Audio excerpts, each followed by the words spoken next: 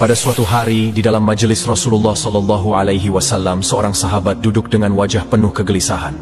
Matanya menunduk, jemarinya saling menggenggam, seolah ada sesuatu yang berat di hatinya. Ia menghela napas, lalu dengan suara lirih, ia berkata, "Wahai Rasulullah, aku ingin bertanya, tetapi aku khawatir. Mungkin pertanyaanku ini akan membuatku semakin malu di hadapan Allah." Rasulullah tersenyum lembut. "Katakanlah, wahai saudaraku, tidak ada pertanyaan yang membuat seseorang hina jika ia bertanya untuk mencari kebaikan." Sahabat itu mengangkat wajahnya perlahan, matanya mulai berkaca-kaca. "Wahai Rasulullah, aku merasa salatku sering tidak khusyuk. Kadang aku mengingat urusan dunia, kadang pikiranku melayang entah kemana. Aku takut salatku tidak diterima oleh Allah. Apakah dengan salat seperti itu aku tetap mendapatkan pahala?" Sekejap, suasana menjadi hening. Para sahabat yang lain menunduk, merasakan kegundahan yang sama.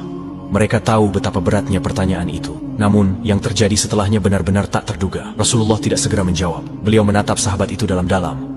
Lalu air mata mulai membasahi pipi beliau. Para sahabat terkejut. Mereka jarang melihat Rasulullah menangis dalam keadaan seperti ini. Dengan suara bergetar Rasulullah bersabda, "Demi zat yang jiwaku berada di tangannya, sungguh setan tidak akan pernah berhenti berusaha mencuri bagian dari salat seorang hamba hingga ia teralihkan. Tetapi ketahuilah, Allah tetap melihat usahamu."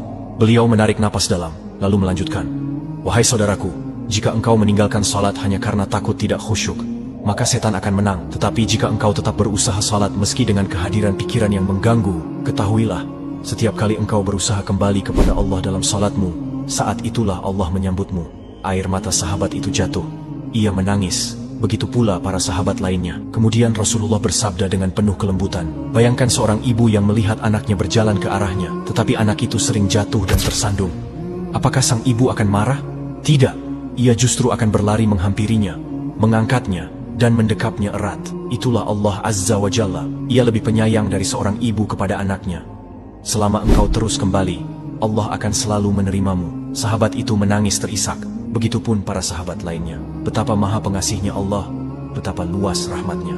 Dari hari itu, sahabat itu tidak lagi putus asa dalam salatnya. Ia tetap berusaha, dan setiap kali pikirannya melayang, ia mengingat kata-kata Rasulullah Sallallahu Alaihi Wasallam, "Setiap kali engkau berusaha kembali, saat itulah Allah menyambutmu."